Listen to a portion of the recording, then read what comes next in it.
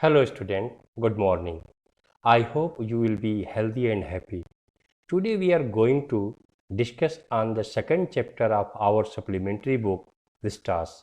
The name of the chapter is The Tiger King. About the poet. Ramaswamy Iyer Krishnamurthy is the narrator of this story. He took birth on 9 September 1899 and died on 5 December 1954. He wrote novel, novellas, story, etc. with name of Kalki. He was a very funny man. He kept deliberately his pen name Kalki because it is told that Kalki is the incarnation of Bhagwan Vishnu. Introduction of the chapter. This story is satire on the whimsical nature of ruling class. Whimsical means careless, moody. This story gives us a funny portrait of an Indian thumb king who resolved to kill 100 tigers only to disprove a prophecy. This story also indicates toward the different powerful persons, officials, leaders, etc., who misuse their power for personal satisfaction. Theme of the chapter. The theme of this chapter indicates us that earth is not only for human beings but for all creatures. Animals and birds have the same right to live here. Killing of species, howsoever deadly, ferocious or poisonous, mars the ecological balance. Let us be introduced with the different characters of this story. Very first is the Tiger King. The Tiger King is the king of Pratibandhupuram, and he is awarded with the different adjective by the writer. Crown Prince is the same Tiger King when he was child. Chief astrologer who forecasts about the future of that Tiger King. Durai means chief, and Durai was a British officer who traveled there for hunting a tiger.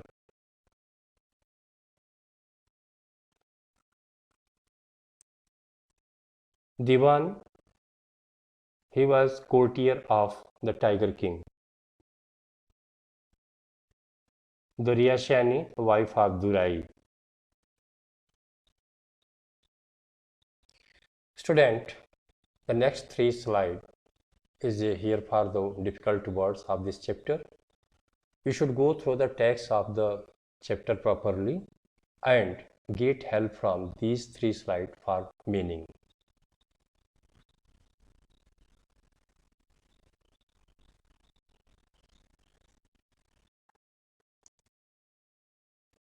Summary of the chapter. The Maharaja Sir Jilani Jung Bahadur called the Tiger King. It means that he was the Tiger King of this story. When he was just 10 days old, a prediction was made by the royal astrologer that he would be killed by a tiger. He uttered, "Let tiger be aware." So it was a miracle because only a boy of 10 days is speaking here and just warning the tigers to be aware.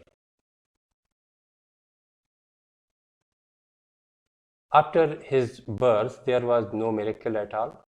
He was brought up under a British environment, English tutor, and there was English nanny also to care after him.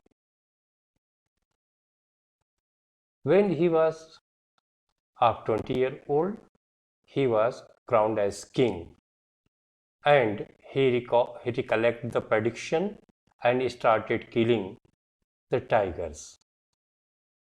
He killed 70 tigers But after there, no tiger in his estate. He married a girls of neighboring estate only to fulfill this desire, and ultimately he was successful to kill 99 tiger.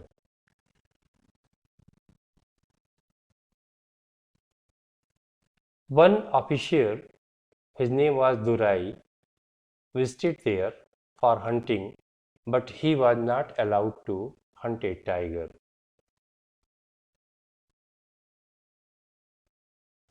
Since the king did not allow the Britisher to hunt there, so there was a chance that his crown would be taken up. So to please the officer wife, he sent 50 diamond rings, expecting that she would take one or two. Instead, she kept all the rings, costing 3 lakhs rupees, and sent thanks to the Maharaja, but his estate was secure.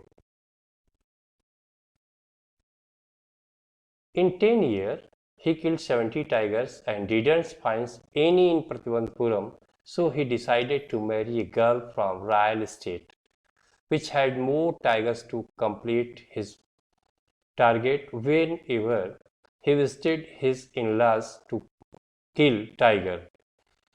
So he killed 99 tigers and was feverishly anxious to kill the 100 tigers. Couldn't find news about the presence of the tiger near a village proved disappointing.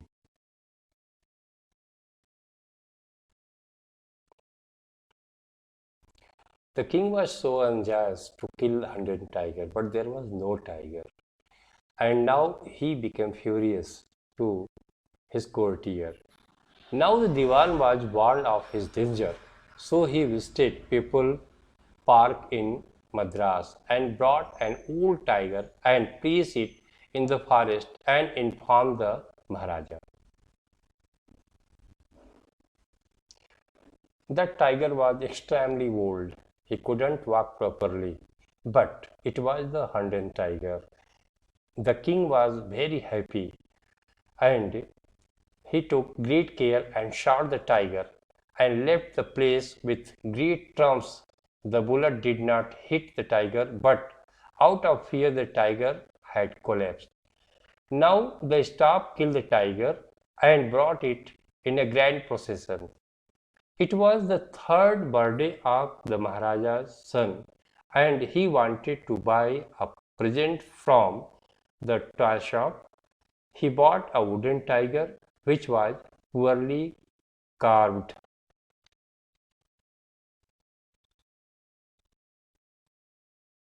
When the Maharaja and his son were playing with that toy of tiger, a teeny silver of the wooden tiger pierced in his right hand, which later caused his death. Thus the 100 tigers take his final revenge upon the Tiger King, and the prophecy of that astrologer became true. In this chapter, the writer used a very good poetic devices. The first is satire. A satire is a literary works holding up human vices and follies to ridicule or scorn.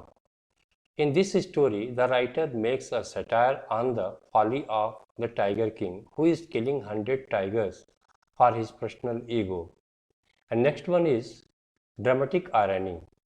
It occurs when the audience, reader, and spectator know something that is going on in a situation, but the characters are unaware of what is going on. Tiger King does not know that he couldn't kill the 100 tiger, but reader know it.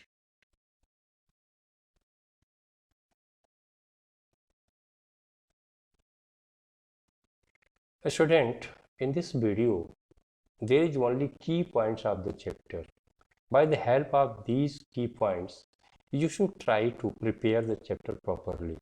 go through the word meanings and themes and also about the character and prepare the chapter well.